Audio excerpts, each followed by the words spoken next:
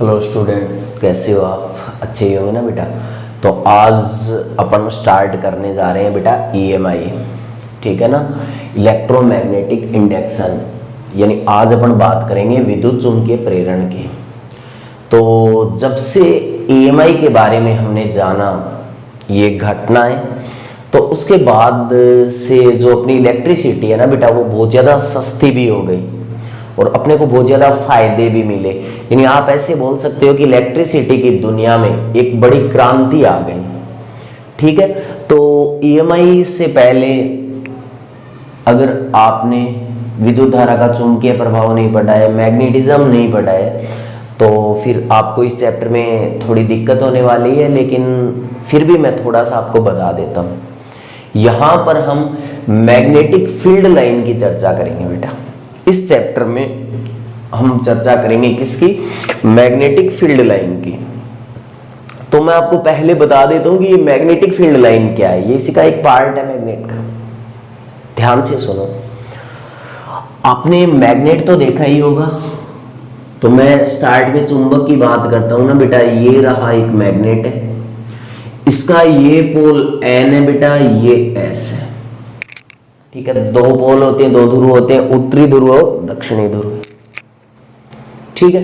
और आपने कभी भी देखा होगा कि जो मैग्नेटिक फील्ड लाइन है, ठीक है, चुंबकीय क्षेत्र रेखाएं, वो N से निकलती है और S में जाती है। अगर आउटसाइड की बात करें, हम मैग्नेट के बाहर की बात करें, तो N से ये निकलती है बेटा, S से, और किसके अंदर जाती है? S में जाती है, ऐसे N से निकलती है और किस में? S में जाती है। N से निकलती है और किस में? S में जाती है, ऐसे N से निकली S में गई, N से निकली और S में गई। मैं अभी हाँ इन चुंबकीय क्षेत्र रेखाओं के बारे में ही बताने वाला हूं आपको, ऐसे। और देखो N से निकली और S में, N से निकली और S में। हम डायग्राम में चुंबकीय क्षेत्र रेखाएं ऐसे ही तो दिखाते हैं, ऐसे ही तो दिखाते हैं बेटा। ये N से S में। अगर मैग्नेट के बाहर की बात हो, अब क्या हुआ? जब हमने ये चुंबकीय क्षेत्र रेखाएं अंदर देखी, तो ऐसे N की और ऐसे जाती है ना बेटा अंदर की साइड, ये मैग्नेटिक फील्ड है। यानी ये एक बंद लूप बनाती है। देखो ऐसे, ये एक ऐसे बंद लूप बनाती है। मैं मार्कर दूसरा ले रहा हूं बेटा, क्या पता इसमें क्या दिक्कत आ गई, इंक तो थी शायद। चलो इसकी बात करते हैं। यानी ऐसे लेते हैं, ये देखो ये बंद लूप बना रही है ना। देखो N से S फिर S से वापस है, ये बंद लूप बना। अब ये जो मैग्नेटिक फील्ड लाइन है, N से S की ओर, S से N की ओर ऐसी क्यों बनी, कैसे बनाई?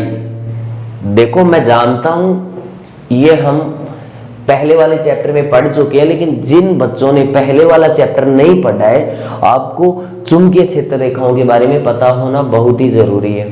और मैं आपको चुंबकीय क्षेत्र रेखाओं का आज एक अच्छा फील दिलाऊंगा। उसके बाद मैं ईएमआई पे चर्चा करूंगा बेटा। पहले देख लेता हूं, काफी दिनों से क्लास बनाई है, क्या सही चल रही है? हाँ बेटा बिल्कुल सही चल रही है। अब मेरी बात सुनो। अब मार्कर भी अपने इंक डाल के अच्छा ले लिया। अब मेरी बात सुनो बेटा, ये मैग्नेटिक फील्ड लाइंस हमने बनाई कैसे? ध्यान से सुनो। आप मैग्नेटिक नीडल जानते हो बेटा, चुंबकीय सुई इस शेप में होती है। इसका एक पोल नॉर्थ होता है, एक साउथ होता है, ऐसे। ये होती है मैग्नेटिक नीडल। ये जो मैग्नेट होती है इस टाइप की, आप कभी देखोगे मार्केट से खरीदोगे, तो ये जो N पोल है, ये आधा पार्ट आपको रेड दिखेगा। अगर मार्केट से ये चुंबक आप लेके आते हो ना बेटा, तो N पार्ट रेड कलर का दिखेगा और S पार्ट ब्लू कलर का दिखेगा आपको, ऐसी है। अब वास्तविकता क्या थी? ये मैग्नेट थी। अब जब हमने ये मैग्नेटिक नीडल यानी ये चुंबकीय सुई हमने यहां पे रखी, तो आपको पता है N ध्रुव N दोनों एक दूसरे को प्रतिकर्षित करते हैं। एस एस को एक दूसरे को क्या करता है, प्रतिकर्षित, लेकिन विपरीत ध्रुव आकर्षित, एन एस को आकर्षित करता है। ये तो पता है ना। जब आप दो मैग्नेट को पास लेके जाते हो तो कई बार तो आकर्षण होता है। आकर्षण तभी होता है जब ध्रुव समान ना हो। अगर समान ध्रुव है तो आपने देखा होगा ना, मैग्नेट ऐसे पीछे हटता है यानी प्रतिकर्षण होता है, देखा है ना बेटा। तो देखो ऐसा हुआ। इस मैग्नेटिक नीडल को फिर मैंने यहां पे रखा, यहां पे रखा तो ये मैग्नेटिक नीडल कुछ ऐसा था रे, यानी ऊपर की ओर एन, नीचे की ओर एस था। मैग्नेटिक नीडल की डायरेक्शन ये थी, यानी एन इससे ये दूर हट रहा था। क्यों? क्योंकि मैग्नेट का जो ये एन पोल है, ये चुंबकीय सुई के एन को प्रतिकर्षित करेगा, तो एन इससे दूर हटेगा और एस इसकी ओर होगा। तो अब देखो इस मैग्नेटिक नीडल की जो ये डायरेक्शन थी, ऐसे ये कंपास के अंदर यही होता है, ये एन होता है तीर वाला और ये एस होता है। तो इसकी जगह जब मैग्नेटिक नीडल यहां थी तो मैंने ऐसी लाइन बनाई ना बेटा। क्यों? क्योंकि मैग्नेटिक नीडल में नीचे क्या था, एस, ऊपर एन था, ऐसे बनाई ये लाइन ऐसे। फिर देखो मेरी बात सुनो ध्यान से, आराम से देखना, आपको फील आएगा। अब देखो ध्यान से सुनना बेटा आप। फिर हमने क्या किया, इधर मैग्नेट रखा। तो इधर मैग्नेट रखा तो हमें क्या मिला कि ये इधर एस और इधर एन, एन दूर हट रहा था। फिर यहां आए तो इधर एस और इधर एन, ऐसे था मैग्नेटिक नीडल। फिर यहां आए तो देखो बेटा अब एस है, इस एन को अट्रैक्ट करने लगेगा ना, तो ये नीडल का जो एन है ये एस की ओर यूं नहीं घूमेगा क्या। तो इधर आए तो बेटा ऐसे ऐसे ऐसे, एस की ओर एन का झुकाव, और ये एस देखो, एस से ये एस इधर दूर हटा है और एन इधर आए।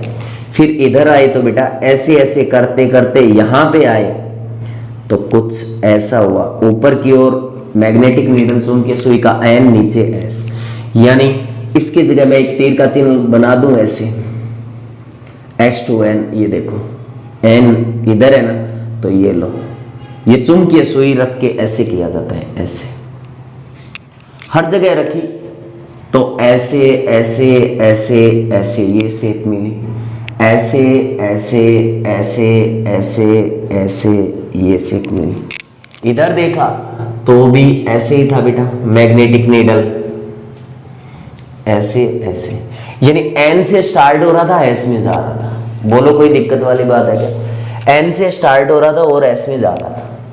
ठीक है बेटा, अब मेरी बात सुनो। आप ये एक मैग्नेट लेना, और मैं आपको एक बात बताता हूँ, ये एक पृष्ठ है, जैसे कोई भी कागज ले लेना, मैं ये बता रहा हूँ, रुको एक मिनट, एक कागज लेके आते हैं ना, उससे समझाता हूँ मैं आपको। ये देखो, ये जैसे एक कागज है, ये मैग्नेटिक नीडल है, सॉरी मैग्नेट है ये। तो इस मैग्नेट के ऊपर मैंने ये कागज ऐसे रखा, ये व्हाइट पेपर, ठीक है। तो आपने देखा है ना, इधर मैग्नेट है, इधर लोहे की वस्तु साथ साथ घूमती है, तो मैग्नेट का इफेक्ट इस कागज के ऊपर भी होगा। तो देखो नीचे मैग्नेट है बेटा, और ऊपर ये जो कागज है इस पर आप लोहे का बुरादा ऐसे गिराइए। जब आप लोहे का बुरादा इसके ऊपर ऐसे ऐसे गिराते हैं, फिर यूं करके देखिएगा, तो जो लोहे का बुरादा है उसकी शेप आपको ऐसी मिलेगी, ऐसे ऐसे ऐसे ऐसे ऐसे, ठीक है। लोहे के बुरादे की शेप कैसे मिलेगी?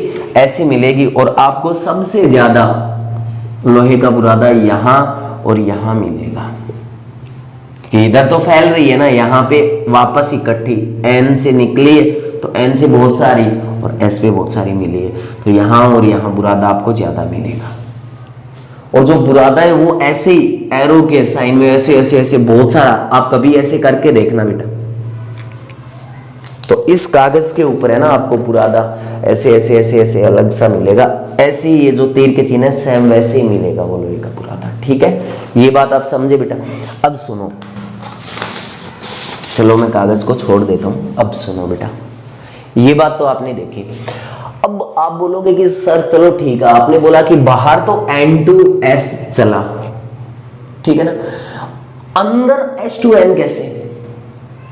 चलो n से निकला और s की ओर गया, लेकिन अंदर कैसे? तो मेरी बात सुनो, वास्तविकता में मैग्नेटिक फील्ड लाइन ऐसी होती है, हम इसको एक ही लाइन से ऐसे दिखा देते हैं ताकि थोड़ा सुंदर लगे, ताकि थोड़ा सुंदर लगे। अब मेरी बात सुनो, यहां पे ये मैग्नेटिक फील्ड लाइंस पास पास है, देखा ना आपने, ध्रुव के पास मैग्नेटिक फील्ड लाइन क्या होती है? पास पास होती है, ये आपस में कट नहीं करती, ये आप बेटा वहां पे पढ़ोगे, इतना मैं डिटेल में नहीं जाऊंगा।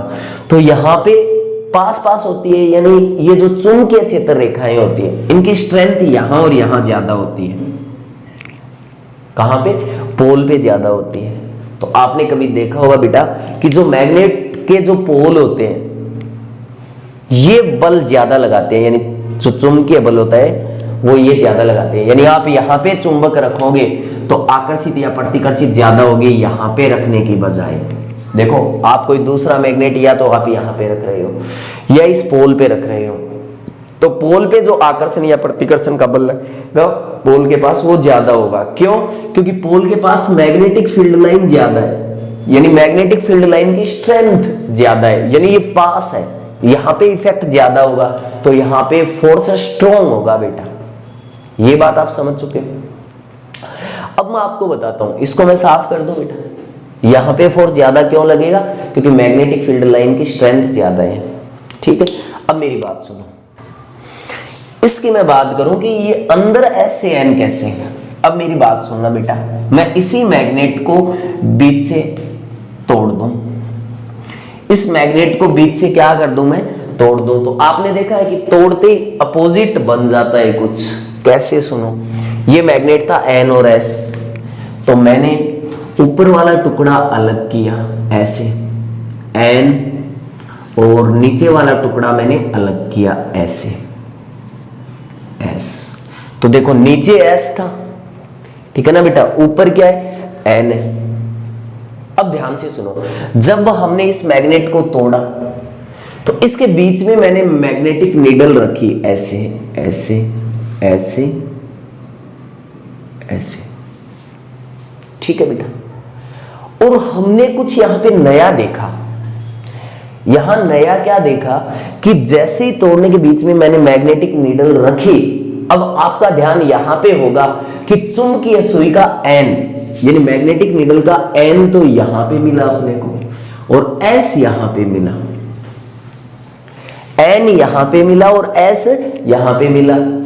अब बेटा ये सोचने वाली बात है कि जैसे इसको तोड़ेंगे तो ये नए चुंबक बन जाएंगे, और चुंबक के पास दो ध्रुव होते हैं, इसके पास यहां पे एन है।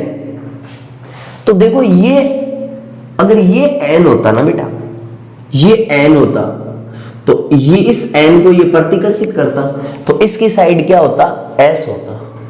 इसका मतलब जैसे ये बीच से कटा है, इसका ये है ना, इसके पास एस का गुण आ गया, एस का गुण आ गया। कौन बता रहा है हमें? ये मैग्नेटिक नीडल बता रही है।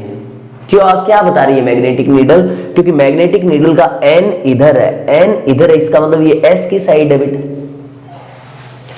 और ये एस नीचे की ओर है, तो इधर एस है, लेकिन यहां पे क्या बन गया अब? एन, तो ये एन की साइड है। तभी तो आपने देखा है ना, बीच से चुंबक को क्या करो आप? तोड़ दो। अब मेरी बात सुनो, ये है, अब मेरी बात सुनना बेटा, एन तो ये एस, अब देखो ऐसे जा रही है कि नहीं? क्या ये बात सही है बेटा? बोलो। देखो जो हमने चुंबकीय क्षेत्र रेखाएं देखी थी, यहां पे जो मैग्नेटिक नीडल थी, यहां एन यहां एस, तो एन की ओर तीर का चिन्ह नहीं था क्या? तो यहां पे भी क्या होगा बेटा? ऐसे तीर का चिन्ह होगा, ऐसे क्या होगा? एक तीर का चिन्ह होगा ऐसे, क्योंकि मैग्नेटिक नीडल का एन इस साइड होगा, मैग्नेटिक नीडल का एन किस साइड होगा? इस साइड होगा। एन इस साइड होगा तो ये लाइन हमने इस साइड बनाई, तो हमने क्या देखा कि अंदर S2 N, अंदर S2 N का इफेक्ट है बेटा। तभी तो बोला है अंदर जो फील्ड लाइन है वो S से N की ओर जाती है। ये फील्ड लाइन मैग्नेट की स्ट्रेंथ को बताती है, पावर को बताती है। इतनी बात समझे? ठीक है, ये थोड़ा सा जरूरी था क्योंकि यहाँ पे मैं चुंबकीय क्षेत्र रेखाओं की बहुत सारी बातें करूंगा और काम में भी आएगी। तो जिन बच्चों के पहले वाले चैप्टर नहीं पढ़े हुए उनके लिए ये जरूरी था। ठीक है बेटा, और अगर जिसको ये आ रहा था, अब तो हो गया ना बेटा, वरना मैं स्टार्ट में बोल देता कि स्टार्ट के इतने मिनट की जो क्लास है वो आप निकाल सकते हो अगर सीधा आपको ईएमआई पढ़ना था तो। अब देखो ध्यान से, अब मैं बात करता हूं इलेक्ट्रोमैग्नेटिक इंडक्शन, विद्युत चुंबकीय प्रेरण, यानी इसको आप जादू बोल सकते हो, बगैर टच किए हुए कुछ पैदा हो जाना। यहाँ पे मैं देख रहा हूँ क्लास अपनी सही चल रही है क्या, क्योंकि काफी दिन हो जाते हैं ना बेटा, तो हाँ बिल्कुल सही चल रही है, कोई दिक्कत वाली बात नहीं है। अब देखो, तो यहाँ पे मैं विद्युत चुंबकीय प्रेरण में स्टार्ट में बताऊंगा बेटा कि कई सालों से ये देखा गया कि काफी सालों तक ये बात चली थी कि जो विद्युत है और जो चुंबकत्व है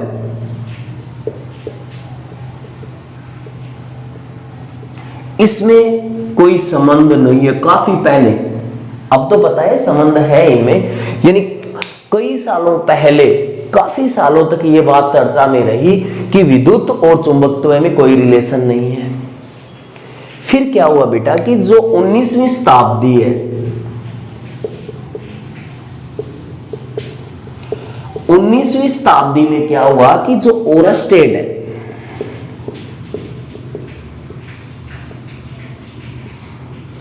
और एम्पियर, ये जो साइंटिस्ट है ओरस्टेड और एम्पियर, इसके अलावा भी कई वैज्ञानिक थे, उन्होंने क्या किया बेटा, विद्युत धारा पे काफी प्रयोग किए। ओरस्टेड, एम्पियर और बहुत सारे वैज्ञानिक थे जिन्होंने क्या किया बेटा, विद्युत धारा पर काफी प्रयोग किए। ठीक है, और जो प्रयोग किए गए उन प्रयोगों से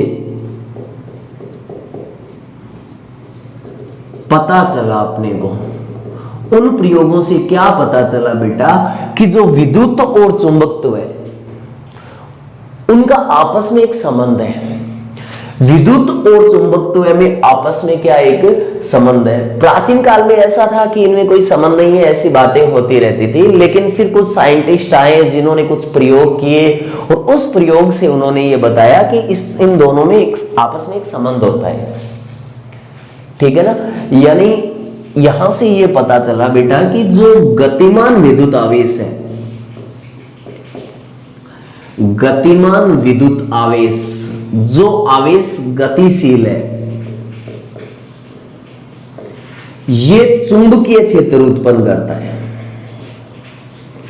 चुंबकीय क्षेत्र उत्पन्न करता है बेटा जी। जो विद्युत आवेश गतिशील है वो चुंबकीय क्षेत्र उत्पन्न करता है। तो देखो विद्युत आवेश से क्या, चुंबकीय क्षेत्र, तो देखो हुआ ना विद्युत का चुंबकत्व में संबंध। ऐसे एक एग्जांपल भी है बेटा, एक तार या विद्युत धारा का चुंबकीय प्रभाव, जो हाँ चौथा चैप्टर है वहां पे पढ़ोगे। तो ये एक वायर है, इस वायर में करंट फ्लो हो रहा है आई, यानी बेटा एक तार है, इसमें धारा आई प्रवाहित हो रही है। अब धारा प्रवाहित हो रही है क्यों, क्योंकि आवेशों का प्रवाह हो रहा है, आवेश गतिशील है, इतना तो आप जानते हो। अब जब आवेश गतिशील है तभी तो धारा प्रवाहित हुई, और हमने क्या देखा कि गतिशील आवेश तो चुंबकीय क्षेत्र उत्पन्न करता है। तो ये देखा गया बेटा कि इस धारा के पास जब हमने किसी चुंबकीय सुई को रखा, ठीक है ना, तो इस धारा ने इस चुंबकीय सुई में डिफ्लेक्शन पैदा कर दी, विक्षेपित कर दिया इसको, यानी ये सुई हिल गई, ये सुई हिल गई यहां, यानी विक्षेपित हो गई। सेम वैसे ही विक्षेपित हुई बेटा ये सुई जब हम इस सुई को चुंबक के पास लेके जा रहे थे। देखो चुंबक के पास चुंबकीय क्षेत्र होता है, जैसे यहां लोहे की वस्तु रखो ये अट्रैक्ट कर लेगी, होता है ना। तो यहां पे जब हमने मैग्नेटिक नीडल को रखा तो ये मैग्नेटिक नीडल इससे विक्षेपित हुई, ठीक वैसे विद्युत धारा के पास जब चुंबकीय सुई को रखा तो ये विक्षेपित हुई। इससे क्या पता चला कि चुंबकीय सुई में विक्षेप उत्पन्न हो रहा है। इसका मतलब ये बेटा कि यहां पर चुंबकीय क्षेत्र है, तभी तो इसमें विक्षेप हुआ है। तो पता चला ना बेटा कि चुंबकीय क्षेत्र। अब मेरी बात सुनो, यहां गतिमान विद्युत आवेश से चुंबकीय क्षेत्र पैदा हो गया, लेकिन फिर एक सवाल उठा कि जब आवेश गतिशील है तो चुंबकीय क्षेत्र पैदा हुआ है बेटा। तो फिर पूछा गया कि अगर चुंबक गतिमान हो, चुंबक क्या हो बेटा? गतिमान हो, यानी चुंबक जब गति करे तो क्या इससे विद्युत धारा उत्पन्न हो सकती है? क्या फिर इससे विद्युत धारा उत्पन्न हो सकती है बेटा? उल्टा हो सकता है क्या? विद्युत धारा से चुंबकीय क्षेत्र उत्पन्न हुआ, वैसे ही क्या जब चुंबक गतिशील होता है तो उससे क्या विद्युत धारा उत्पन्न हो सकती है? जवाब आया बेटा हाँ, ऐसा भी हो सकता है। ठीक है, अब आप देख सकते हो, छाप सकते हो, थोड़ा थोड़ा रफ में मैं देख लूं नीचे तक आ रहा है क्या? हाँ बिल्कुल साफ आ रहा है बेटा। अब देखो इसके बाद मैं बात करता हूं किसके। अब क्या हुआ बेटा कि सन 1830, ये लगभग आंकड़ा है, और वैसे सन वगैरह का कोई चक्कर नहीं होता। अपने को ये सीखना है कि फिजिक्स क्या है, हिस्ट्री नहीं पढ़ रहे, लेकिन फिर भी मैं ऐसे ही सन वगैरह लिख देता हूं ताकि थोड़ा अच्छा फील आ जाए। तो बेटा क्या हुआ कि सन 1830 के आसपास, लगभग सन 1830 में एक वैज्ञानिक था माइकल फैराडे। एक वैज्ञानिक था बेटा माइकल फैराडे, और था जोसेफ हेनरी। तो माइकल फैराडे ने एक प्रयोग किया इंग्लैंड में बेटा, और जोसेफ हेनरी ने प्रयोग किया अमेरिका में। तो इनके प्रयोग से यह पता चला बेटा कि जब चुंबकीय क्षेत्र में परिवर्तन हो रहा है, इन्होंने जो प्रयोग किया उससे पता चला कि जब चुंबकीय क्षेत्र में परिवर्तन हो रहा है, चुंबकीय क्षेत्र में क्या हो रहा है? चेंज हो रहा है, तो विद्युत धारा उत्पन्न हुई। विद्युत धारा उत्पन्न हो रही है। इन्होंने देखा कि जब बी चेंज हो रहा है ना, मैग्नेटिक फील्ड चेंज हो रहा है, तो उसके साथ साथ करंट पैदा हो गया,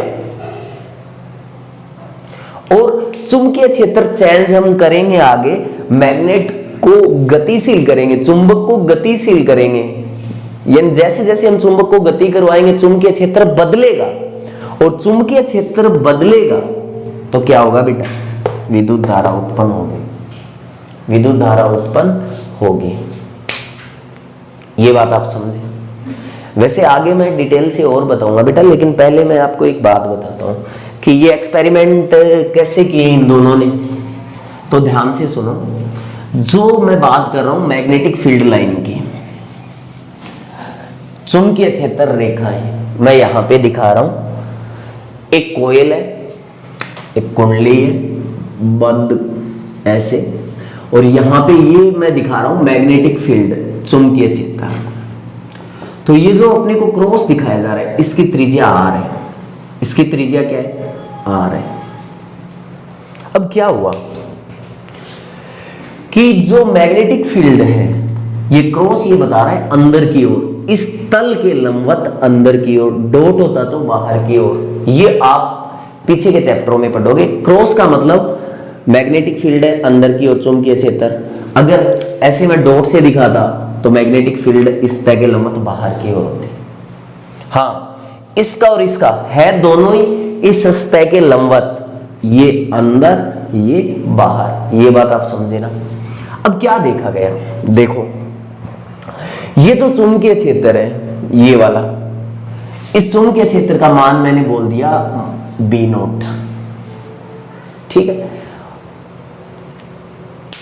अचानक ही लाइट वगैरह चली गई, तो अचानक ही लाइट वगैरह यानी कुछ भी हुआ, जैसे ही गई तो बी नोट तेजी से क्या हो गया, पहले चुंबकीय क्षेत्र था बी नोट था, कांस्टेंट था, इसको मैं कांस्टेंट बोल रहा हूं, तो जैसे ही ये 0 हो गया, ठीक है, स्विच ऑफ वगैरह कुछ भी हो, जैसे ही ये क्या हो गया 0, तो चुंबकीय क्षेत्र 0 हुआ, बी नोट से 0 हुआ, इसका मतलब चुंबकीय क्षेत्र में चेंज हुआ है ना बेटा, बी नोट कोई मान है चुंबकीय क्षेत्र का, तो बी नोट से 0 हुआ है, इसका मतलब चुंबकीय क्षेत्र में कुछ चेंज हुआ, और जैसे ही चुंबकीय क्षेत्र में चेंज हुआ तो साइंटिस्टों ने क्या देखा कि ये जो कोयल है, क्या बेटा, ये जो कोयल है इसमें करंट फ्लो हो रहा है, एक बार मैं डायरेक्शन वगैरह नहीं बता रहा, इसमें क्या हो रहा है, करंट फ्लो कोयल में। ये अचानक ऐसी कोई एक्सपेरिमेंट कर रहे थे, अचानक पता चला कि जब बी चेंज हुआ तो क्या हुई, धारा बहने लगी इस कुंडली में, थोड़ी सी धारा बहने लगी, फिर क्या हुआ, जैसी लाइट वगैरह तो वापस 0 से चुंबकीय क्षेत्र क्या हो गया, बी नोट।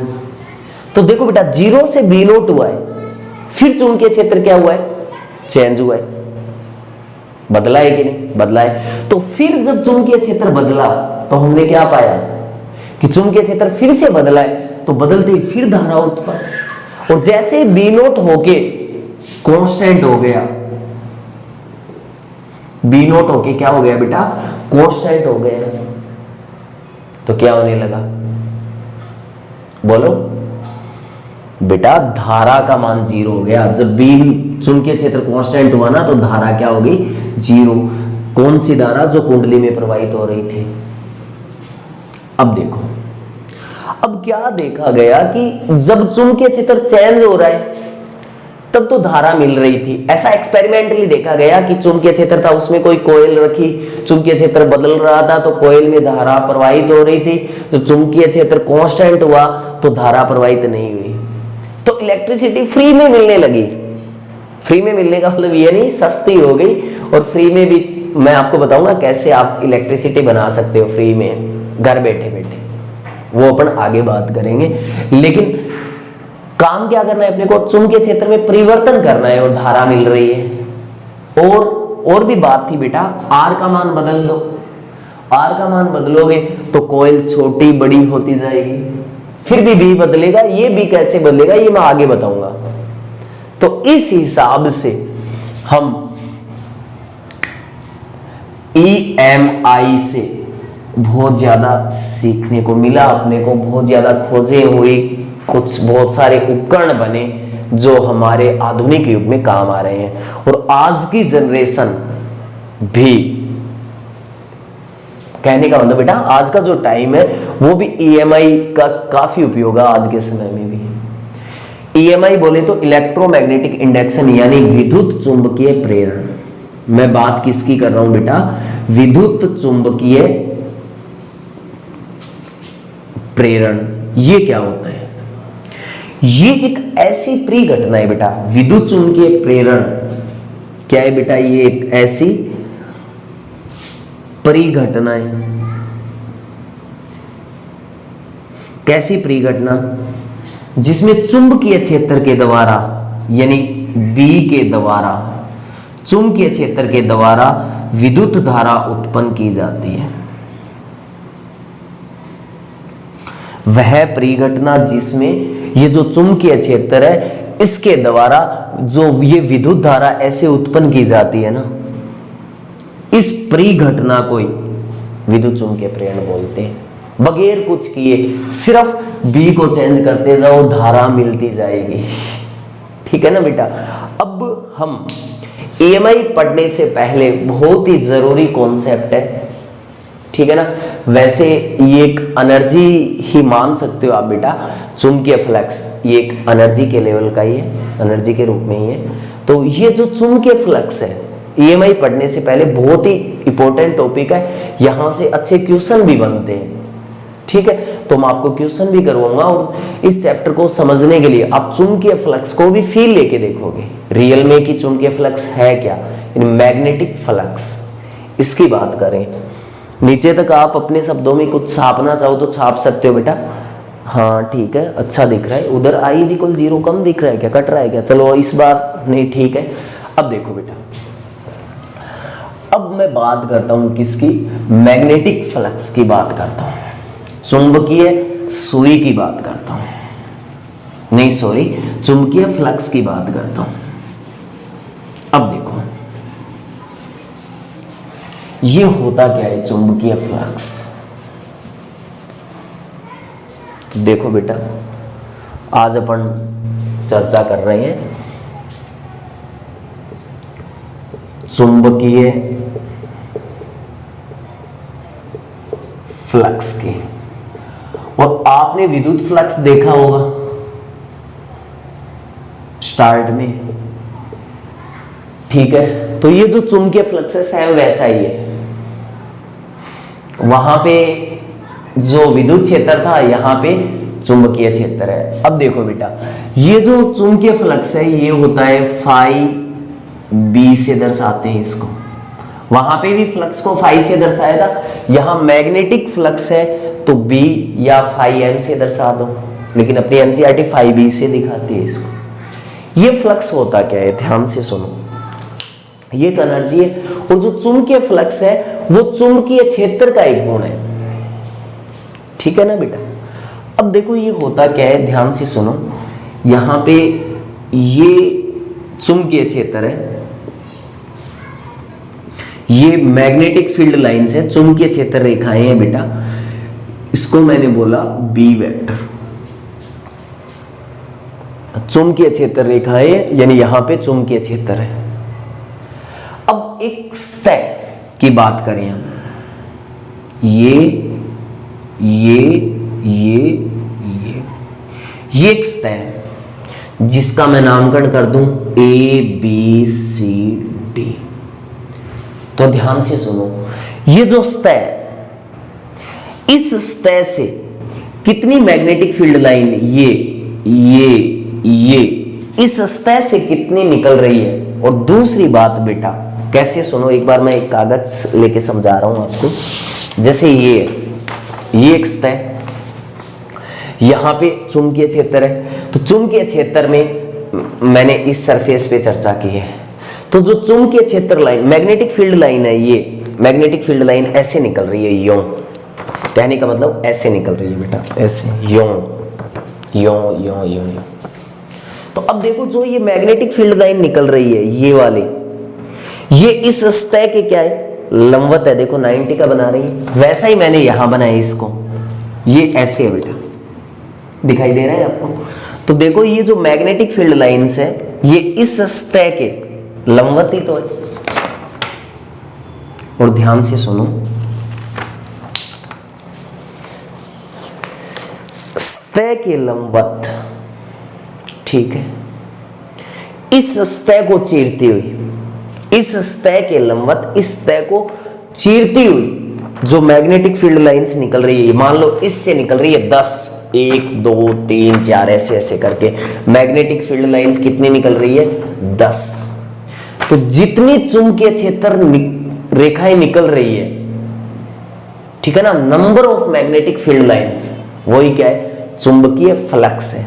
लेकिन याद रखना बेटा, इसके लंबवत होनी चाहिए वो। अब मेरी बात सुनो, हाँ आगे हम और भी फील लेंगे, इसकी गणितीय परिभाषा की भी बात करेंगे। तो जो फैराडे जो नियम है उनको समझने के लिए ये गणितीय एक इक्वेशन बनाएगी, वो इसी से। अब देखो ये, तो देखो किसी सतह के लंबवत चीरती हुई चुंबकीय क्षेत्र रेखाओं की संख्या, चुंबकीय क्षेत्र रेखाओं की संख्या क्या है बेटा, चुंबकीय फ्लक्स कहलाती है। चुंबकीय फ्लक्स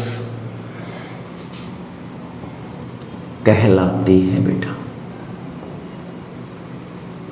यानी सतह से लंबवत जो गुजरने वाली जो चुंबकीय क्षेत्र रेखाएं हैं उनकी संख्या कि कितनी मैग्नेटिक फील्ड लाइंस निकल रही है वही क्या है, चुंबकीय फ्लक्स है। जैसे यहां देखो ये चुंबकीय क्षेत्र रेखाएं, सॉरी ये सतह, इससे कितनी मैग्नेटिक फील्ड लाइंस निकल रही है, एक तो ये, एक ये 3 निकल रही है।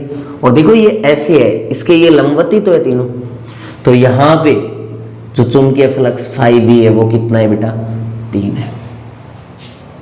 ये बात समझे। अब मैं एरिया इतना ही लूंगा, ये देखो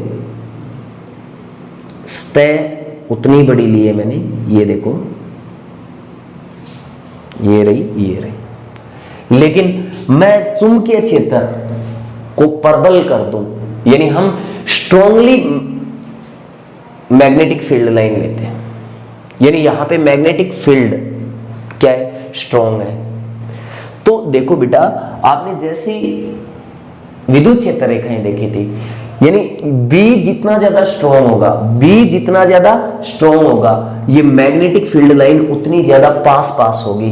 अगर आप मैग्नेटिक फील्ड लाइन ऐसे दिखा रहे हो ना बेटा, ऐसे ऐसे ऐसे ऐसे ऐसे ऐसे ऐसे, ये B वेक्टर है। अब देखो ये चुंबकीय क्षेत्र यहां पे दिखाया हमने, यहां पे दिखाया, तो यहां पे देखो ये चुंबकीय क्षेत्र रेखाएं पास है, इसका मतलब यहां पर परबल चुंबकीय क्षेत्र है। क्या है बेटा, यहां पर परबल चुंबकीय क्षेत्र है, यहां परबल चुंबकीय क्षेत्र है, ठीक।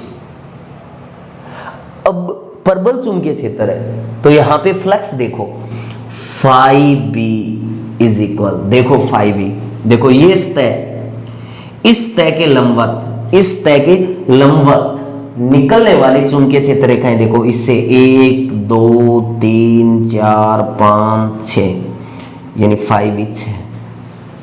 देखो सतह उतनी बड़ी है जितना एरिया इसका था, जितना क्षेत्रफल इसका था उतना ही इसका है, लेकिन इससे तो 3 मैग्नेटिक फील्ड लाइंस आ रही थी, और ये परबल चुंबकीय क्षेत्र है तो इससे कितनी जा रही है, 6 फील्ड लाइन जा रही है, यानी चुंबकीय फ्लक्स यहां पे ज्यादा है, यहां पे 5 और यहां पे 5 कितना, 3।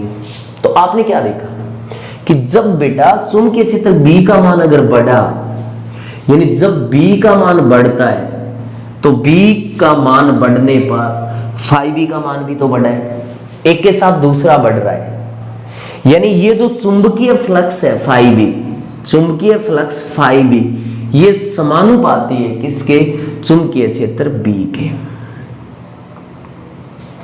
चुंबकीय फ्लक्स समानुपाती होता है चुंबकीय क्षेत्र B के। मैं देख रहा हूं नीचे 5V = 6 आया है क्या, हाँ आया है बेटा, कोई दिक्कत वाली बात नहीं है। अगर छापना चाहो तो छाप सकते हो, डेफिनेशन भी छाप सकते हो। अब देखो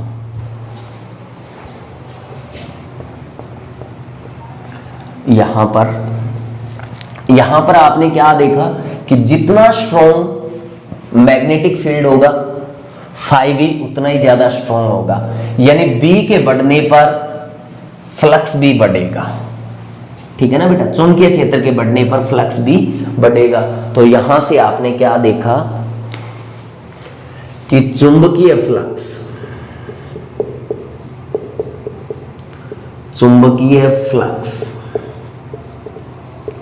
5B चुंबकीय क्षेत्र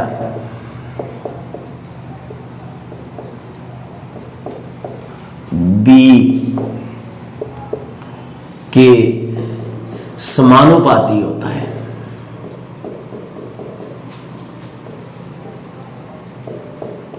ऐसा आपने देखा है, अर्थात आप क्या लिख सकते हो बेटा, अर्थात आप लिख सकते हो 5B समानुपाती B, ठीक है। इसको मैं इक्वेशन क्या लिखता हूं बेटा, फर्स्ट लिखता हूं।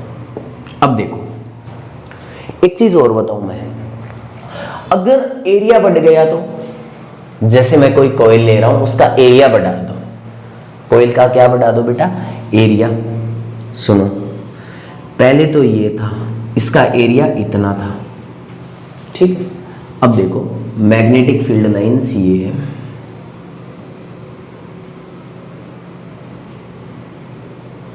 ये चुंबकीय क्षेत्र रेखा है, ये है बी वेक्टर, समझ गए। अब देखो यहां पर फाई भी कितना है, देखो इस सतह के लंबवत कितनी चुंबकीय क्षेत्र रेखाएं जा रही है, 1 2 3, तो यहां पे कितना 3। अब इसका एरिया बढ़ा दो, तो जैसे इसका एरिया बढ़ाया तो मामला कुछ ऐसा ही तो हुआ है। एरिया बढ़ाया तो बेटा ये ऐसा हुआ है, और जैसे ही हमने एरिया बढ़ाया तो चुंबकीय क्षेत्र रेखाएं देखो 1 2 3 4 5, यहां पे फाई भी कितना हुआ बेटा 5। जब एरिया कम था तो इससे कम मैग्नेटिक फील्ड लाइन निकल रही थी चीरती हुई, जब एरिया ज्यादा हो गया तो देखो ज्यादा मैग्नेटिक फील्ड लाइंस नहीं निकल रही क्या। तो देखो जैसे ही हमने एरिया बढ़ाया है, क्षेत्रफल बढ़ाया है, तो क्षेत्रफल बढ़ाने पर चुंबकीय फ्लक्स का मान बढ़ गया ना 3 से 5। तो और क्या देखा आपने बेटा कि जो चुंबकीय फ्लक्स है वो क्षेत्रफल के भी क्या होता है बेटा, समानुपाती होता है। मैं देख रहा हूं नीचे तक आ रहा है क्या, हाँ सही चल रहा है अपना। अब देखो ये जो चुंबकीय फ्लक्स है ये क्षेत्रफल के भी समानुपाती होता है। हाँ पॉज करके डायग्राम छाप सकते हो बेटा, कोई दिक्कत वाली बात नहीं है। बस बोर्ड थोड़ा सा सही सेट नहीं हुआ, छोटा आ रहा होगा शायद, है ना। तो 1-2 क्लासों के बाद अपन रूटीन में आ जाएंगे तो हो जाएगा सही। अब देखो ये था 1 नंबर। 2 नंबर क्या था बेटा कि चुंबकीय फ्लक्स है, यहां से अच्छी बातें समझेंगे अपन। चुंबकीय फ्लक्स जो फाई बी है वो क्षेत्रफल ए के भी क्या है, समानुपाती होता है। आपने देखा था कि क्षेत्रफल बढ़ा था तो फाई बी का मान भी बढ़ा था, अभी देखा था ना। तो आप क्या बोल सकते हो बेटा, अर्थात क्या बोल सकते हो कि फाई बी समानुपाती है ए के बढ़ने पर भी ये बढ़ता है। इसको अपन ने इक्वेशन क्या बोला बेटा, 2 बोल दिए इसको, ये 2 नंबर इक्वेशन है, ठीक है। अब अपन यहां पर और जो विद्युत फ्लक्स था उसमें भी अपन ने चर्चा की थी बेटा एरिया वेक्टर की, क्षेत्रफल सदिश की, एरिया वेक्टर।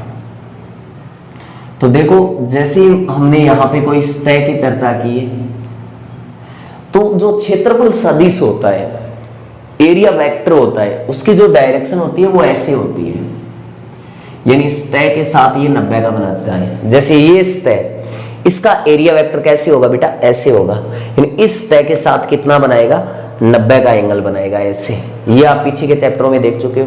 तो एरिया वेक्टर की डायरेक्शन ये होती है बेटा, सतह के लंबवत होती है। और एरिया है वो एक सदिश राशि है। एरिया क्या है बेटा, एक वेक्टर क्वांटिटी है। बी भी क्या है, एक वेक्टर क्वांटिटी है। चुंबकीय क्षेत्र भी सदिश राशि है और ए भी सदिश राशि है। अब फाई भी कैसा होगा आगे जानेंगे। अब मेरी बात सुनो, यहां तक आपने देखा, छाप भी सकते हो बेटा। अब देखो अभी तक हम पढ़ते क्या आए हैं बेटा कि कोई सतह और सतह के लंबवत जो चुंबकीय क्षेत्र रेखाएं जा रही है, उस सतह को चीरते हुए उन चुंबकीय क्षेत्र रेखाओं की संख्या ही तो चुंबकीय फ्लक्स थी। अब मेरी बात सुनो, क्या जरूरी है, अभी तक हमने जितने भी एग्जाम्पल लिए हैं, जैसे 2 या 3 ही लिए हैं, उसमें हमने क्या दिखाया है कि जो सतह चुंबकीय क्षेत्र रेखा है उसके लंबवत है, 90 का बना रही थी पीछे जितने भी अपने लिए। लेकिन ये ऐसा कोई जरूरी थोड़ी है कि हर टाइम मैग्नेटिक फील्ड लाइन सतह के लंबवत हो। ऐसा जरूरी थोड़ी है बेटा कि हर टाइम मैग्नेटिक फील्ड लाइन इस सतह के लंबवत ही निकले। चुंबकीय क्षेत्र में सतह तो कैसे, कुंडली वगैरह तो कैसे ही रखी जा सकती है ना। अब देखो मैं डायग्राम बना के समझाता हूं बेटा आपको, ये याद रखना एक बार, फाई भी चुंबकीय क्षेत्र के समानुपाती है और इसके भी समानुपाती है। ये बढ़ने पे भी बढ़ेगा और ये बढ़ने पे भी बढ़ेगा, तो फाई भी समानुपाती बी ए। साथ लिख सकते हो ना, क्या लिख सकते हो बेटा, फाई बी समानुपाती है बी ए के। यहां से लिख सकते हो, बाकी मत लिखना, बाद में मैं अपने आप बता दूंगा, एक बार आप कुछ मत लिखना बेटा। और जो भी आपको छापना है अपने आप बगैर बोले पोज करके छाप लेना बेटा। अब देखो अच्छी अच्छी बातें पढ़ेंगे, और अगर चुंबकीय फ्लक्स क्लियर हो गया तो आगे फैराडे वगैरह लेंस आगे सब कुछ पूरा चैप्टर अपना आसान हो जाएगा। यानी EMI यहीं से स्टार्ट होता है, ये नहीं आता तो आप EMI मत सोचना ही मत EMI के बारे में। अब मेरी बात सुनो, ये सरफेस है ऐसे, ठीक है बेटा। अब देखो, अब जरूरी थोड़ी है कि इस सरफेस के मैग्नेटिक फील्ड लाइन ऐसे जाए, मैग्नेटिक फील्ड लाइन ऐसे जाए। मैग्नेटिक फील्ड लाइन तो ऐसे भी हो सकती है, यानी सतह के साथ ये एंगल ऐसे भी बना सकती है, सतह से ऐसे भी जा सकती है, जरूर थोड़ी है ये हो जाए। अब देखो यहां पे मैं दिखा रहा हूं, जैसे ये बी वेक्टर ऐसे, ये देखो बी वेक्टर ऐसे जा रही है मैग्नेटिक फील्ड लाइन, ये ऐसे। अब मेरी बात सुनो, तो यहां पर हम कैसे देखेंगे कि कितने चुंबकीय क्षेत्र रेखाएं जा रही है? समझ गए ना बेटा? सुनो, ये सरफेस है ऐसे, मैं बता रहा हूं, फिर कागज लेके चलो, कोई बात नहीं, टाइम लग जाएगा, कोई दिक्कत वाली बात नहीं है। ये है जैसे कागज, तो कागज ऐसे है, देख लो, तो 20 बार ऐसे जा रहा है, यूं देखो 20 बार ऐसे जा रहा है, और एरिया वेक्टर कहां होगा? इस तय के लंबवत। देखो एरिया वेक्टर तो ऐसे ही होगा ना, इस तय के लंबवत, ये तो एरिया वेक्टर है, लेकिन इस बार बी है वो इस एरिया वेक्टर के, सॉरी इस तय के लंबवत नहीं है, तो बी इस बार ऐसे नहीं है, तो बी कैसे है? ऐसे है कि नहीं? ऐसे है। ये देखो ये तो बी है जो इस तय के लंबवत नहीं है, इस तय के साथ ये एंगल बना रहा है, और ये इस क्षेत्रफल सदिश है ये। तो ध्यान से सुनो, जब भी ऐसा हो रहा है तो हम बी वेक्टर का वो घटक लेंगे। देखो ये जो बी वेक्टर है ये वाला, इसका वो घटक लेंगे जो एरिया वेक्टर के डायरेक्शन में होगा, यानी जो सतह के लंबवत होगा, इस सतह के जो लंबवत होगा बी वेक्टर का, वही तो घटक लेंगे। इतनी बात फील आई? अगर नहीं आई तो कोई बात नहीं बेटा, फिर से सोचो, बैक करो और देखो। अब देखो कौन सा था? ये था, चलो कोई बात नहीं, ये था ये। तो देखो इसका एरिया वेक्टर किधर होगा रे?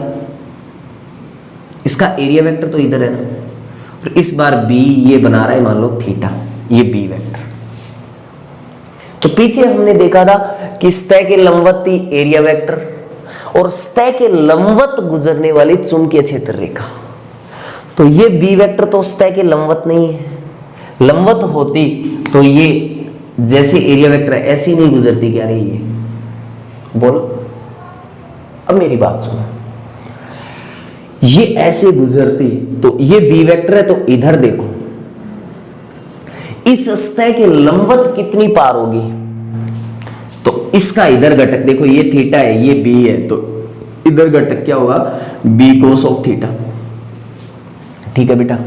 और इधर घटक कितना होगा? B sine theta. फ्लक्स में ये कोई काम नहीं आएगा, बी साइन थीटा, ठीक है। अब देखो ये जो बी का जो बी कोस थीटा घटक है वो सतह के लंबवत है, बी कोस थीटा सतह के लंबवत है, और ए भी लंबवत है। अब मेरी बात सुनो, तो यहां पे देखो फाई बी समानुपाती है ए के भी और बी कोस थीटा के भी। ए के भी समानुपाती है, और इस बी का जो ये घटक है जो सतह के लंबवत है ना बेटा, इसके भी समानुपाती है। तो यहां से हम फाई बी लिख सकते हैं। देखो बी को मैं पहले लिख लूं, कोई फर्क नहीं पड़ना ना, और ये ए और cos of theta, B A cos of theta, यहां कांस्टेंट मान नहीं समझे क्या बेटा? सतह के लंबवत चुंबकीय क्षेत्र का घटक या सतह के लंबवत चुंबकीय क्षेत्र रेखाएं कितनी जा रही है वो ही क्या है, चुंबकीय फ्लक्स है, ये चुंबकीय क्षेत्र का गुण है। अब सतह के लंबवत ही क्यों लिया, क्योंकि बेटा साइंटिस्टों ने इसको कुछ इस प्रकार से डिफाइन किया है कि आगे के रूल आराम से फॉलो और अपने को समझने में आसानी हो। फिजिक्स में वही चीजें काम में ली जाती है जो अपनी फिजिक्स को आसान बनाती है। हाँ, आपको टफ लगती है वो बात अलग है, लेकिन अपनी बुकों में जितने भी रूल, जितनी भी बातें फिजिक्स के लिए लिखी गई है वो जितनी ज्यादा हो सके आसान से आसान रास्ता तय किया गया है। ठीक है, अब देखो यहां से मैं लिख सकता हूं बेटा चुंबकीय फ्लक्स के बारे में। क्या लिख सकता हूं, ये चुंबकीय फ्लक्स बराबर क्या है, देखो एरिया क्षेत्रफल। एक बार मैं ऐसे ही लिख दूं ना, ए बी लिख दूं। ए क्या है, इसका क्षेत्रफल, तो ये लो क्षेत्रफल गुणा, क्या हमने यहां पे बी लिया है, नहीं, तो सतह के लंबवत इस बी का घटक, सतह के लंबवत इस बी का घटक, तो लिख दूं क्या, सतह के लंबवत चुंबकीय क्षेत्र का घटक, चुंबकीय क्षेत्र बी है ना, चुंबकीय क्षेत्र का घटक, यानी सतह के लंबवत तो चुंबकीय क्षेत्र यही है ना, यही क्या होता है, चुंबकीय फ्लक्स। आज के बाद याद रखना, क्षेत्रफल गुणा सतह के लंबवत चुंबकीय क्षेत्र का घटक। आपका कोई भी क्वेश्चन गलत नहीं होगा चुंबकीय फ्लक्स को लेके।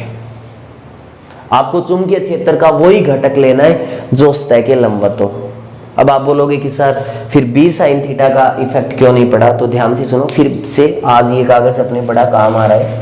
सुनो, ये सतह, एरिया वेक्टर किधर है बेटा, इधर है, और देखो ये बी कोस थीटा किधर है, ये भी इस सतह के क्या है, लंबवत।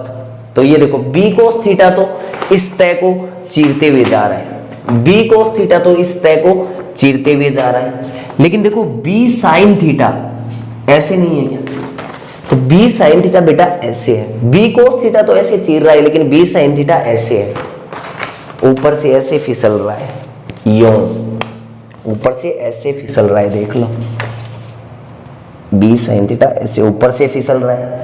तो क्या बी साइन थीटा चुंबकीय क्षेत्र का ये घटक है, क्या ये इस सतह को चीरते हुए गया है क्या, नहीं, तो जो चीरते हुए चुंबकीय क्षेत्र रेखाएं जाए उनकी संख्या ही तो चुंबकीय फ्लक्स होती है। तो बी साइन थीटा चीरते हुए नहीं, ऊपर से ऐसे फिसल के निकल चुका है।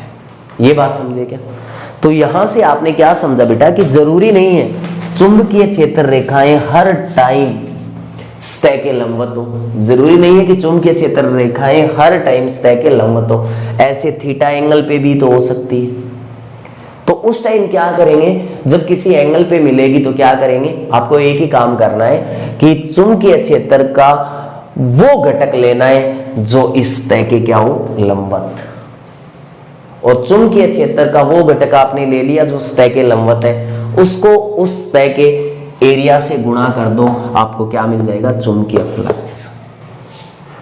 अब मैं यहां पे फाई बी को कैसे लिख सकता हूं बेटा, मैं यहां से फाई बी को लिख सकता हूं, बी को पहले लिख लूं, ए को बाद में, कोई दिक्कत वाली बात है नहीं शायद, ये B A cos of theta लिखा बेटा।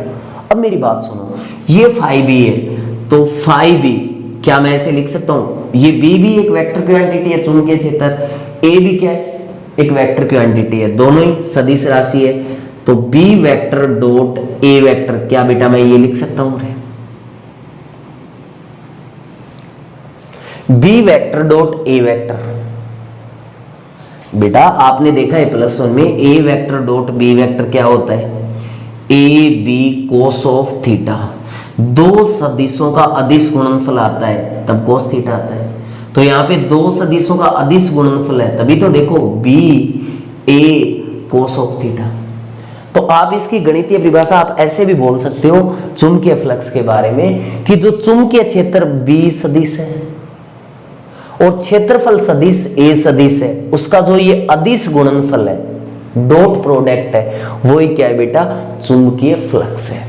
यहां तक आप छाप सकते हो अपने हिसाब से। देख रहा हूं ऊपर नीचे तो हो गया ना थोड़ा बहुत, हाँ चलो कोई बात नहीं, इस बार सही लिखेंगे, फिर भी कोई बात नहीं बेटा, अक्षर अच्छे आ रहे हैं, शायद ही अच्छे आ रहे हैं।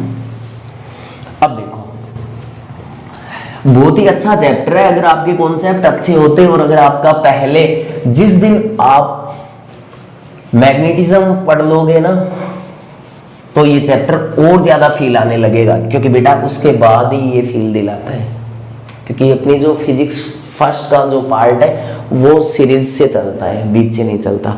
तो हमने क्या देखा कि चुंबकीय क्षेत्र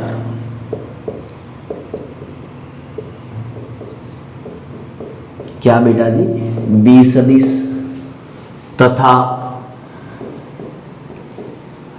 क्षेत्रफल सदिश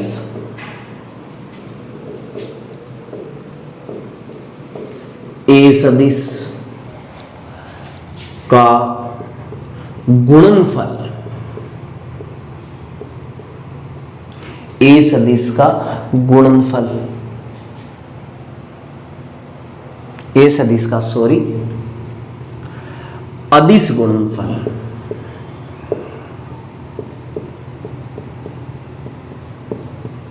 क्या कहलाता है बेटा, चुंबकीय फ्लक्स कहलाता है। क्या कहलाता है बेटा, चुंबकीय फ्लक्स कहलाता है। ये हम देख चुके हैं। यहां पे देखो फाई बी बराबर बी वेक्टर चुंबकीय क्षेत्र डॉट ए वेक्टर, ये तो आपने जाना है। या आप इसको बोल सकते हो फाई बी बराबर B A cos of theta.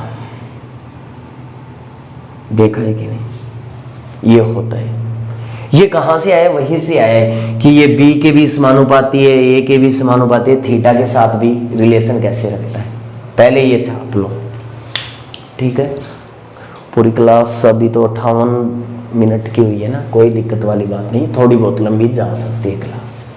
अब देखो यहां तक आपने देखा बेटा, इसके बाद सुनना, स्पेशल केस में यहीं पे नहीं, इसको साफ ही कर देते हैं ना बेटा।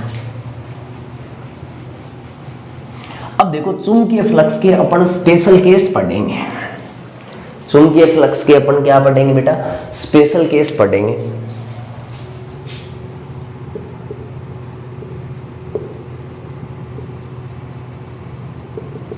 ये स्पेशल केस कैसा होगा, सुनो ध्यान से। यदि थीटा बराबर क्या हो बेटा, 0 डिग्री हो तो, अब मेरी बात सुनना, जो फाई बी है वो क्या था, B A cos of theta, जहां थीटा क्या था बेटा, बी वेक्टर और ए वेक्टर के बीच बना कोण। जो बी और ए के बीच जो कोण बन रहा है वो थीटा था, इन दोनों के बीच बना कोण थीटा है।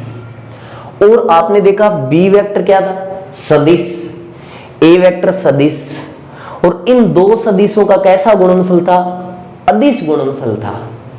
और दो सदिशों के अदिश गुणनफल से जो राशि प्राप्त होती है वो अदिश राशि प्राप्त होती है बेटा। सदिशों का अदिश गुणनफल वही तो होता है जिसमें उनका डॉट प्रोडक्ट करे तो अदिश राशि प्राप्त हो जाए। तो अदिश गुणनफल है, इसका मतलब फाई बी क्या है, फाई बी क्या है बेटा, स्केलर यानी अदिश राशि है, अदिश राशि। अब देखो थीटा इज इक्वल 0 हो तो मैं इसको 1 बोल दूं इक्वेशन। अब थीटा 0 होने का मतलब सुनो, ये सरफेस है, एरिया वेक्टर भी इधर है और बी वेक्टर भी इधर है, दोनों पैरेलल है। ये देखो सतह के लंबवत, एरिया वेक्टर भी इधर है और बी वेक्टर भी इधर है, दोनों लंबवत है। तो देखो क्षेत्रफल सदिश हमेशा सतह के लंबवत होगा, एरिया वेक्टर हमेशा सतह के लंबवत होगा, यहाँ पे बी वेक्टर भी सतह के लंबवत है। अब कोई घटक लेने की जरूरत है नहीं, क्योंकि जो चुंबकीय क्षेत्र रेखाएं हैं वो इसके क्या है, लंबवत है। अब देखो ये हो, तो इन दोनों के बीच थीटा 0 ही तो होगा रे, और थीटा 0 इसका मतलब कोस 0 कितना होता है, 1 होता है। अब ये इक्वेशन 1 है, देखो क्या बेटा, समीकरण 1 से, इस समीकरण 1 से आप क्या बोल सकते हो कि जो फाई बी है वो क्या है बेटा, बी ए कोस थीटा, यानी कोस क्या बेटा, 0 डिग्री। अब कोस 0 तो बी ए, कोस 0 का मान कितना है, 1 है, प्लस का 1 होता है, और कोस थीटा की मैक्सिमम वैल्यू +1 होती है। तो जब कोस थीटा जहां पे मैक्सिमम होगा वहां पे फाई बी भी क्या होगा बेटा, मैक्सिमम होगा, यानी ये फाई बी इस टाइम क्या होगा बेटा, मैक्सिमम। जब बी वेक्टर सतह के लंबवत होगा तो फाई बी मैक्सिमम होगा। अब केस, इसमें ये केस फर्स्ट था बेटा, अब मैं केस सेकंड ले लेता हूं। यहां पे अगर थीटा हो जाए क्या, 90 डिग्री, तो जब थीटा 90 डिग्री हो, जब थीटा 90 डिग्री, और थीटा क्या है, ए और बी के बीच बना कौन, तो सुनो, ये सतह, सतह के लंबवत होता है एरिया वेक्टर, और एरिया वेक्टर के लंबवत कौन है, बी। बी और ए के बीच 90 का कोण है, तो एरिया वेक्टर के लंबवत कौन है, बी वेक्टर। ये देखो, तभी तो बनाएगा, नहीं समझे, सुनो 1 मिनट फिर से देखो, ये सतह, सतह के लंबवत एरिया वेक्टर है, ये देखो ये एरिया वेक्टर है, यो, और बी वेक्टर ऐसे है, देखो नीचे की ओर, तो ये बी वेक्टर है, ये वाला, ये इसके साथ 90 का बना रहा है ना बेटा, ये इसके साथ, सुनो, ये एरिया वेक्टर है और ये नीचे की ओर बी है, तभी तो ये देखो 90 का बन रहा है, बन रहा है कि नहीं, ऐसे 90 का बन रहा है। इसका मतलब ये इस सतह को क्या कर रहा है, ऊपर से पार कर रहा है। क्या ये सतह को, बी वेक्टर ऐसे है तो क्या ये सतह को पार करेगा, नहीं करेगा, और अगर ये सतह को पार नहीं कर रहा तो क्या है बेटा, फाई भी क्या होगा, 0 होगा यहां पे। तो कोस 90 कितना होता है बेटा, 0 होता है। कोस 90 कितना होता है बेटा, 0, तो बी ए गुणा 0, फाई बी भी क्या आएगा, 0, यानी ये आ गया मिनिमम। ये अगर 180 होता, तीसरा केस देखो, अगर थीटा कितना होता, 180 डिग्री होता, क्या होता बेटा, 180 डिग्री होता, तो कोस 180 कितना होता है, चलो मैं फिर से लिख देता हूं, कोस 180 डिग्री का मान होता है -1 होता है बेटा। कोस 180 की जगह मैं यहां पे -1 लिख दूं, तो -1 और बी ए क्या आएगा बेटा, माइनस का बी ए नहीं आएगा क्या। कोस 180 का मान इतना होता है जब बी और ए के बीच 180 हो। कैसे, सुनो, ये एरिया वेक्टर ये है, और बी वेक्टर जब इधर है, दोनों एक दूसरे के क्या है बेटा, अपोजिट है। एरिया वेक्टर तो इधर है और बी वेक्टर इधर है, तो दोनों के बीच 180 का बन रहा है। इस कंडीशन में ये आएगा, और माइनस लिखना कोई जरूरी नहीं है क्योंकि ये डायरेक्शन को बताता है, और फाई बी की कोई डायरेक्शन नहीं होती। चुंबकीय फ्लक्स एक अदिश राशि है, तो माइनस का कोई चक्कर नहीं है। आप सीधा सीधा इसको भी बी ए लिख सकते हो, और सीधा सीधा बी ए लिख सकते हो। तो जो एरिया वेक्टर होता है ना बेटा, वो अगर एक चद्दर जैसी सतह, तो एरिया वेक्टर इधर भी ले सकते हो और एरिया वेक्टर इधर भी ले सकते हो। तो इस बार एरिया वेक्टर आप इधर भी तो ले सकते थे। जब चद्दर जैसी सतह की बात कर रहा हूं मैं, घनाभ वगैरह की बात नहीं कर रहा। तो एरिया वेक्टर बाहर की ओर, तो सतह के इधर भी बाहर है, इधर भी बाहर है। घनाभ होता, घन होता तो ये बाहर, लेकिन ये अंदर होता ना। लेकिन इस सतह के अंदर एरिया वेक्टर इधर भी ले सकते हैं और इधर भी ले सकते हैं। तो बी वेक्टर इधर, तो ये सेम डायरेक्शन में फिर प्लस का बना जाता। तो यहाँ पे प्लस माइनस का कोई चक्कर नहीं है। समझ गए। अब मेरी बात सुनो, अब आप बोलोगे कि सर ये जो चुंबकीय फ्लक्स है किन से प्रभावित होता है ये? तो चुंबकीय फ्लक्स को प्रभावित करने वाले कारक कौन कौन से हैं? फिर एक अच्छा क्वेश्चन करेंगे लास्ट में, हाँ बताऊंगा मैं आपको। चुंबकीय फ्लक्स को प्रभावित करने वाला कारक,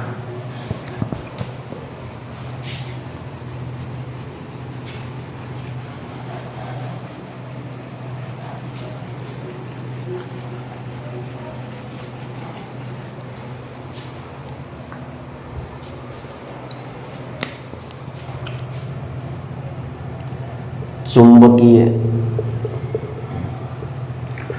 फ्लक्स को प्रभावित करने वाले कारक।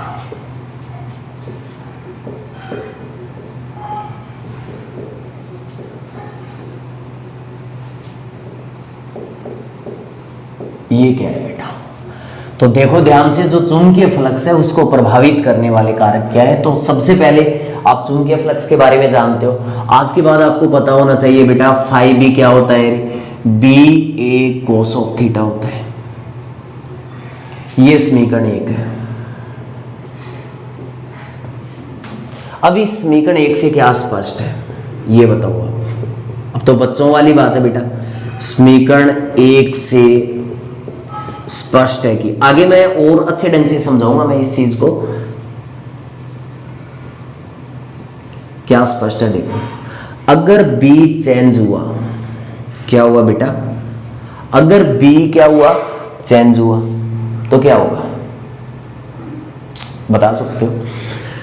B चेंज हुआ है तो देखो phi B B A cos theta होता है, B बदलेगा तो उसके साथ साथ फाई बी भी बदलेगा, तो B चेंज होगा तो फाई बी भी क्या होगा? चेंज होगा। ये बात आप जानते हो, जानते हो कि नहीं? अगर एरिया बदला, हमने देखा है ना बेटा, पीछे अपन देख के आए हैं, अगर चुंबकीय क्षेत्र स्ट्रॉन्ग है तो मैग्नेटिक फील्ड लाइन पास पास है, तो उस तरह से ज्यादा मैग्नेटिक फील्ड लाइन गुजरेगी और उनकी संख्या ही फाई बी था, तो फाई बी बढ़ रहा था। फिर हमने एरिया बढ़ाया तो भी फाई बी बढ़ रहा था। अब देखो अगर ए चेंज हुआ, कम या ज्यादा, तो बेटा फाई बी भी चेंज होगा। आपने देखा था जब एरिया बढ़ा था तो मैग्नेटिक फील्ड लाइन अंदर से ज्यादा गई थी, फाई भी ज्यादा था। एरिया घटेगा तो मैग्नेटिक फील्ड लाइन अंदर से कम जाएगी तो फाई भी घटेगा। ये अब हमने देखा था थीटा पे भी डिपेंड कर रहा है। जब थीटा 0 था तब तो मैक्सिमम था, और जब थीटा 90 हुआ था, यानी एरिया वेक्टर और ये बी जब लंबवत थे तब फाई भी 0 था, यानी चुंबकीय फ्लक्स है वो एंगल पे भी तो डिपेंड कर रहा है। तो अगर थीटा चेंज होगा, ये मैं आपको आगे बताऊंगा, थीटा चेंज होगा तो फाई बी भी चेंज होगा। आगे एग्जांपल लेके समझाऊंगा बेटा आगे वाली क्लास में। ये था बेटा, तो ये तो हमने ली थी एक सीधी सी सतह ली थी। अब अगर सतह कुछ अलग प्रकार से आ जाए, असमान सतह आ जाए, अब तो देखो एक सीधा सीधा सरफेस था, मामला आसान था। अब कोई पृष्ठ आ जाए, वक्रीय पृष्ठ आ जाए बेटा, या वक्रीय पृष्ठ आ जाए, यानी कोई भी असमान सतह आ जाए, तो क्या होगा? तो पहले आप इतना छाप लो। मैं देख रहा हूँ क्लास ज्यादा लंबी तो नहीं हुई, नहीं 1 घंटे 9 मिनट, और अच्छा भी आ रहा है आज तो, है ना? अब देखो पॉज करके छाप लो। अब देखो बेटा,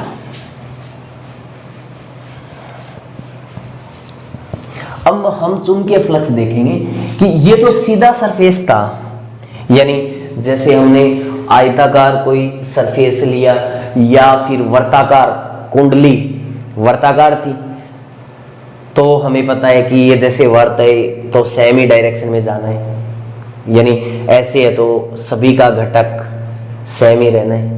लेकिन अगर ऐसा हो जाए, अगर हम बात करें बेटा किसकी? वक्र पृष्ठ की। वक्र पृष्ठ तथा असमान सतह के लिए, वक्र पृष्ठ तथा असमान सतह के लिए देखें तो सुनो, ऐसा आपने पढ़ा है बेटा विद्युत फ्लक्स में, सेम वही बातें हैं। वहां पे ई था, अगर आपका विद्युत फ्लक्स पढ़ा हुआ है ना तो चुंबकीय फ्लक्स कुछ भी नहीं है। वहां जो ई था यहाँ बी है, और वहां पे आपको काफी डिटेल से पढ़ने को मिलेगा। जो विद्युत फ्लक्स है उसमें आप डिटेल से पढ़ोगे, एरिया वेक्टर के बारे में भी अच्छे ढंग से पढ़ोगे। यहाँ पे मैंने थोड़ा थोड़ा बताया है क्योंकि आप वहां पे पढ़ चुके होंगे विद्युत फ्लक्स। अब देखो, अगर सतह असमान है, कहने का मतलब मामला कुछ ऐसा हो,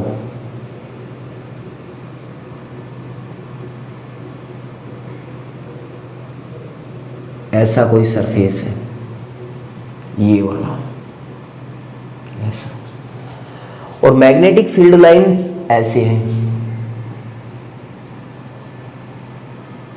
ऐसे, ये बी वेक्टर है।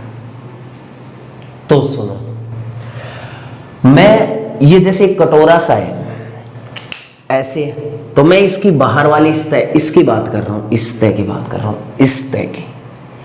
तो अगर एक सीधी सतह थी तो इसके लंबवत है तो वो इसके भी लंबवत है। अगर सतह ऐसे है तो अगर इसके लंबवत है तो ये इसके लंबवत थोड़ी ही होगा, इसके लंबवत तो ये होगा ना। तो अब कहानी बदल चुकी है, तो सुनो ध्यान से। अगर ऐसे पृष्ठ की बात आए और बेटा चुंबकीय क्षेत्र है,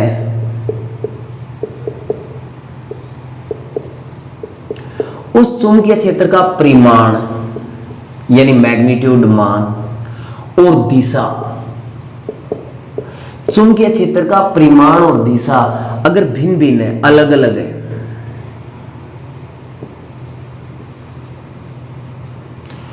तो आप चुंबकीय फ्लक्स फाई भी कैसे निकाल सकते हो।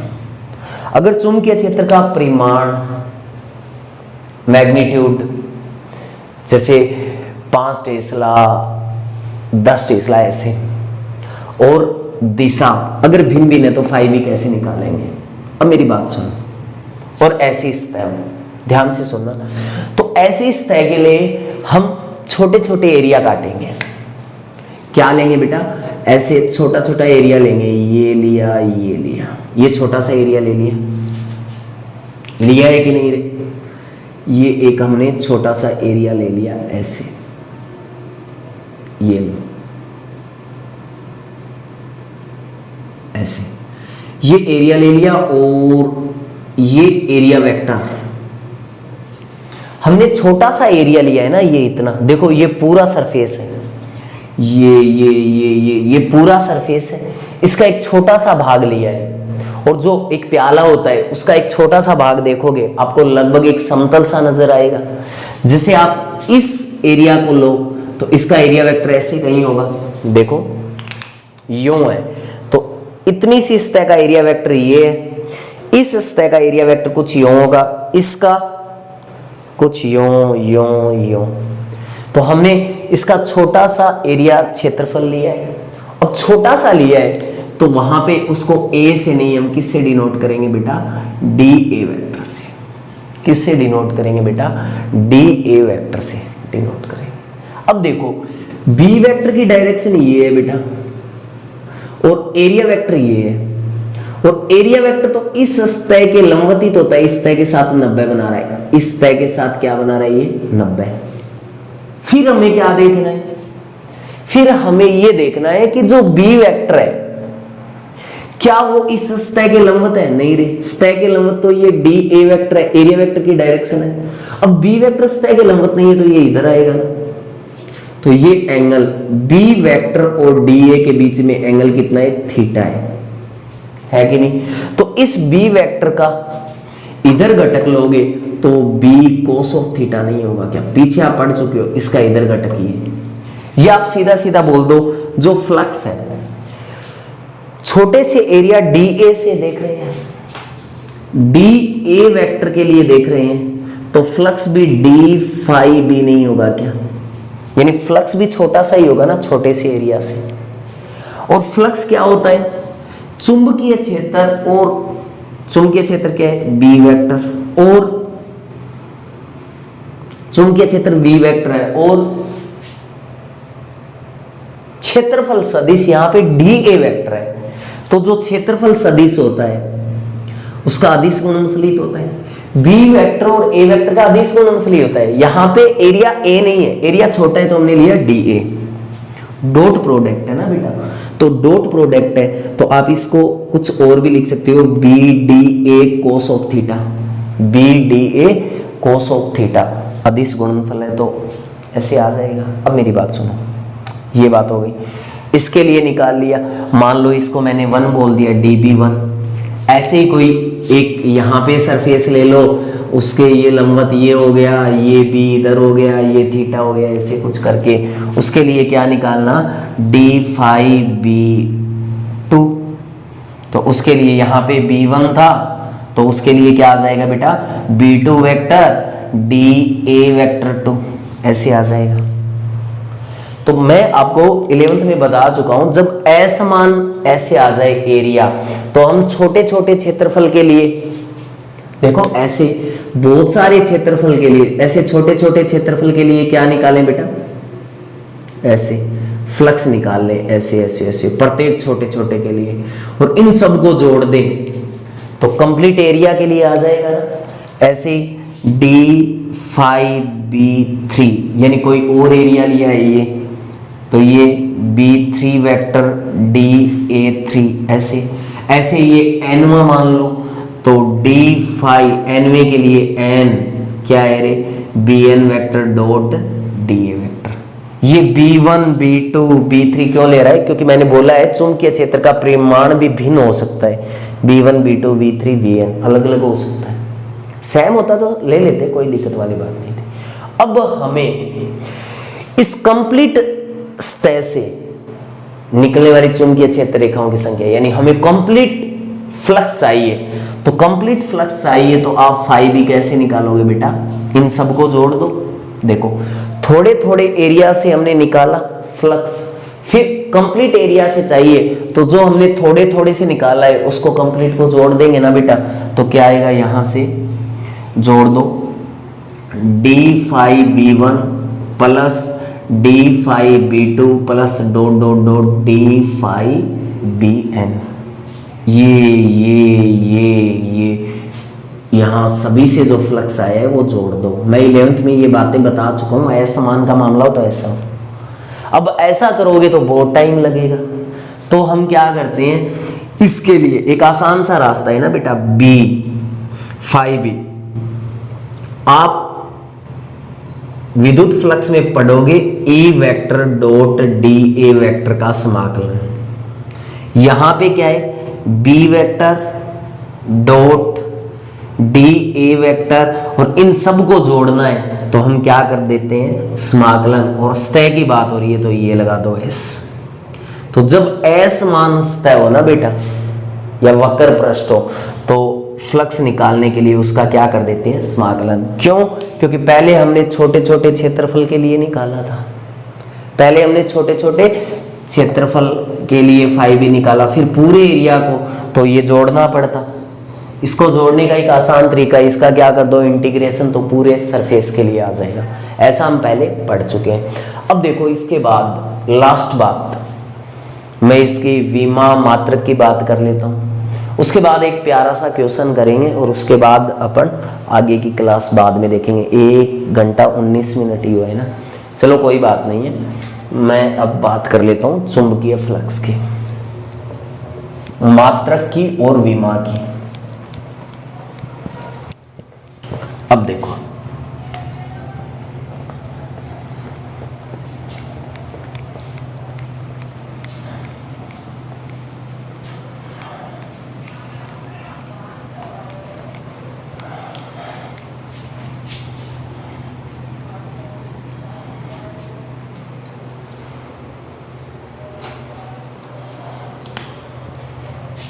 अब देखो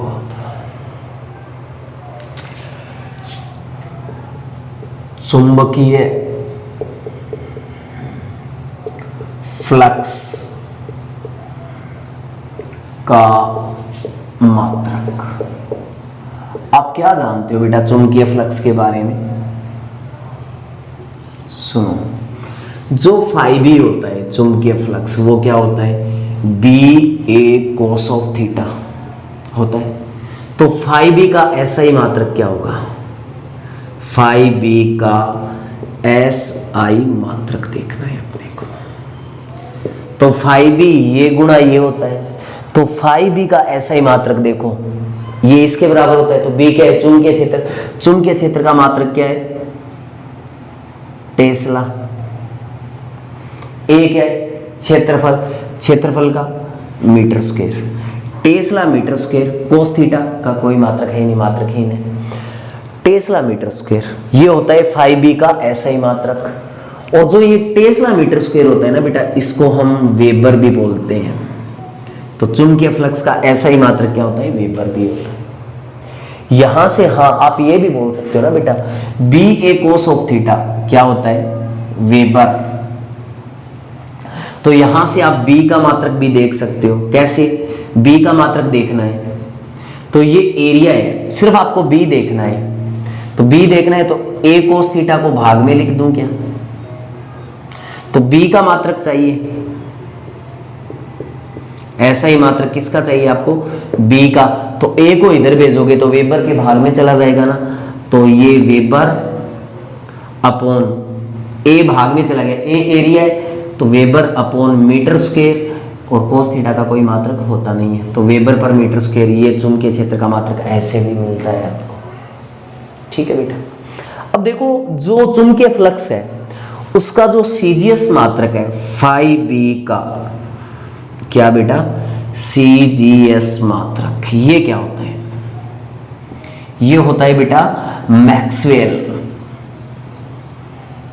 चुंबकीय फ्लक्स का सीजीएस मात्रक होता है मैक्सवेल। यानी एक वेबर में कितने मैक्सवेल होते हैं? 10 की पावर 8 मैक्सवेल होता है। एक वेबर में 10 की पावर 8 मैक्सवेल होता है। ये तो मात्रक थे, नॉर्मल है।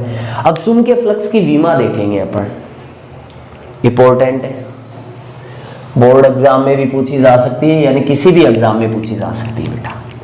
क्या रही? चुंबकीय फ्लक्स की विमा। और विमा आप +1 में अच्छे ढंग से निकालना सीख चुके हो बेटा। तो सुनो, चुंबकीय फ्लक्स की विमा की मैं बात करूं तो ये चुंबकीय फ्लक्स की विमा क्या है? देखो ध्यान से, पहले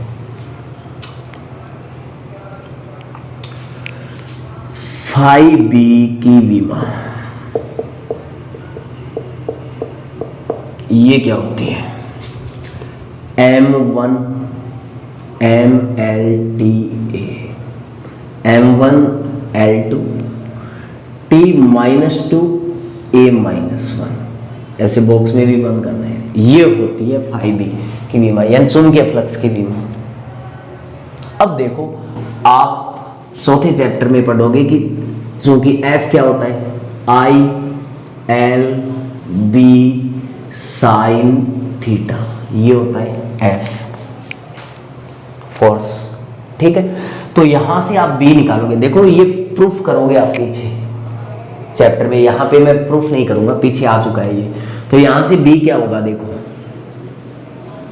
ये फोर्स है, I इधर गया तो अपॉन में, L इधर गया तो अपॉन में, साइन थीटा इधर गया तो अपॉन में। देखो आई एल साइन थीटा इधर अपॉन में, तो F upon I L sine theta आ गया। अब हमें B की विमा चाहिए, तो B की विमा क्या होगी रे? सुनो, फोर्स की विमा कितनी होती है? M1 L1 T-2। बल की विमा आप पढ़ चुके हो, ये पढ़ चुके हो। धारा आई विद्युत धारा है ना, एम्पियर, तो नीचे में क्या लिखूं? A1 एम्पियर लिखा मैंने। L क्या है? लंबाई, तो इसकी क्या होगी रे? L1, ये L1। साइन थीटा की कोई विमा होती नहीं है। ये देखो फोर्स की विमा, धारा की विमा और लंबाई की विमा। तो यहां से B की विमा आप क्या लिख सकते हो? B की विमा आप क्या लिख सकते हो? देखो चुंबकीय क्षेत्र की विमा M 1। देखो L1 ये रहा और ये भी L1 है, तो ये L1 ऊपर जाएगा तो L माइनस 1, ये L प्लस 1 और ये L माइनस 1, तो L 0 आ जाएगा यहाँ से, L1 L माइनस 1 ये आ गया। ये T का क्या है, -2 है, T -2। देखो M1 सेम लिखा है, T -2 सेम लिखा है, 1 1 गया, A1 है ऊपर गया तो A की पावर -1। ये होती है चुंबकीय क्षेत्र की विमा।